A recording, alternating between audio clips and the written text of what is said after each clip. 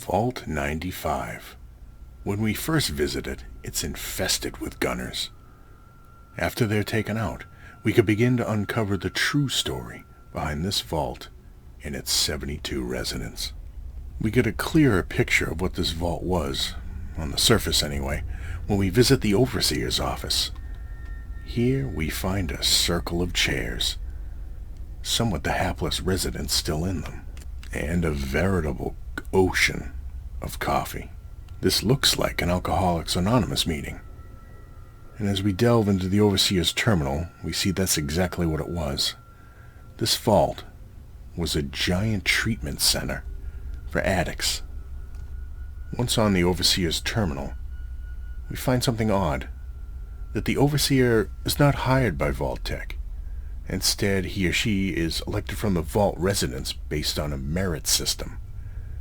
This election takes place once a year on October 30th.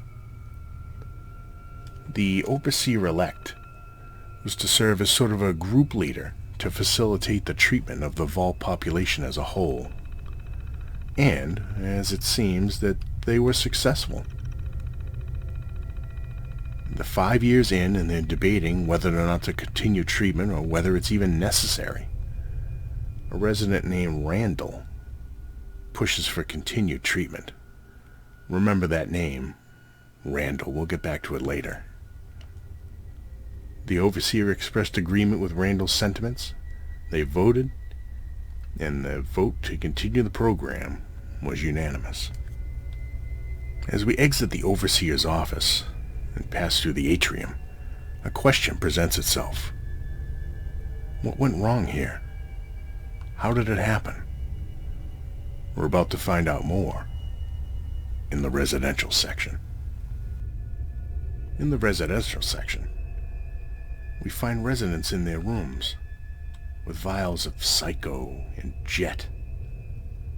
It appears at some point they abandoned sobriety. Apparently died of overdoses. This sad portrait repeats itself in room after room. Even the moon monkey himself is not immune to such temptations. Some residents chose to go out in their rooms. Others preferred the warm comfort of a drunken shower. One even sunk so low as to die in the toilet from an overdose of Psycho. In the reactor room we find more residents, surrounded by drug paraphernalia. Was the reactor arcing at that time? Is that what killed them? Or was it simply an overdose? The classroom and the detox room beyond do hold a few things of interest. The addict seems to have been walked down through here, strapped into this chair, while an attendant used this terminal to perform the detox process. This is how you cure Kate later on in your relationship when she wants to kick the Psycho. Then the addict would be put into one of these wheelchairs for recovery while forced to watch re-education videos on possibly how drugs are bad. There are 2 bodies here with no visible signs of how they died. As we enter another room, we see a resident with no visible signs of trauma, no drug paraphernalia. How did he die? Perhaps the answer lies in the next room, past the Big Guns bobblehead at this terminal. This terminal belongs to a user named JScott.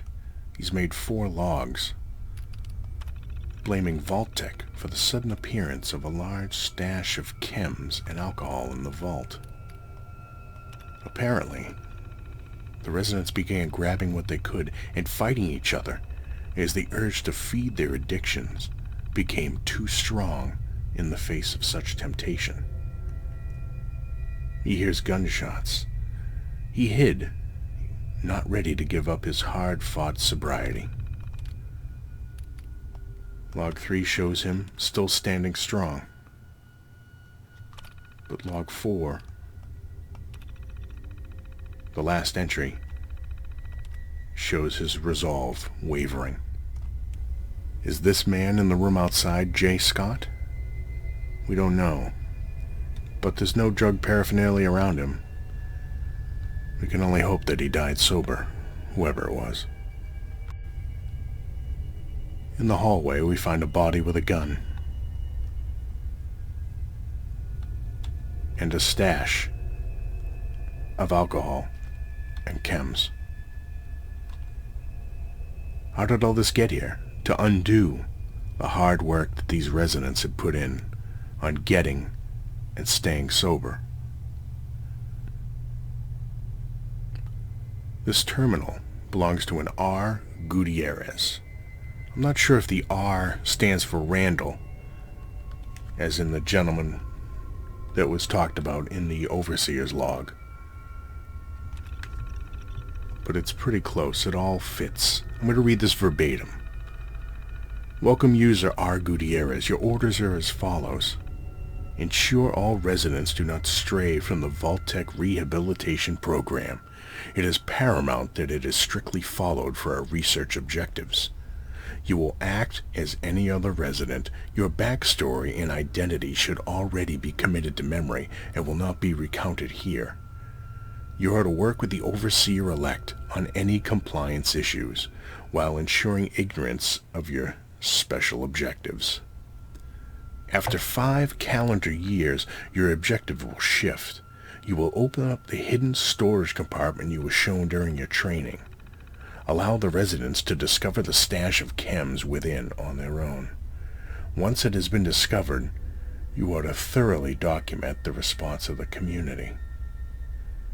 R. Gutierrez is a Vault-Tec agent, responsible for carrying out the experiment that was going on in this vault. He has one observation journal entry. Today marks the 5th calendar year since residents of Vault 95 and I have moved into the vault. This would be my last entry. The Vault-Tec rehabilitation program seems to have helped every subject in this vault deal with the symptoms of withdrawal and cope with a new life in the vault environment. That is not to say that withdrawal is not a challenging process for some subjects. Our hypothesis was correct. When there is simply no other alternative, an individual can recover. Today I will sneak out when all are asleep and open the stash of addictive substances that has lain hidden for the last 5 years. Isolation seems to have proved helpful when addictive stimuli are absent. Now to see what such stimuli do to the social order we have created over the previous years. If R. Gutierrez is Randall from the overseer's log, then that very day he had pushed for continued treatment and then opened up a stash of chems to see what would happen that night. And we see the results, thereby undoing all the hard work the residents here had put in. In the dead of night, Randall Gutierrez crept to this compartment and opened it up. As his fellow residents slept, some of them sleeping their last sober night ever. Randall Gutierrez was the true overseer of Vault 95. And thank you so much for watching. Drop a like, comment, let me know what you want to see next.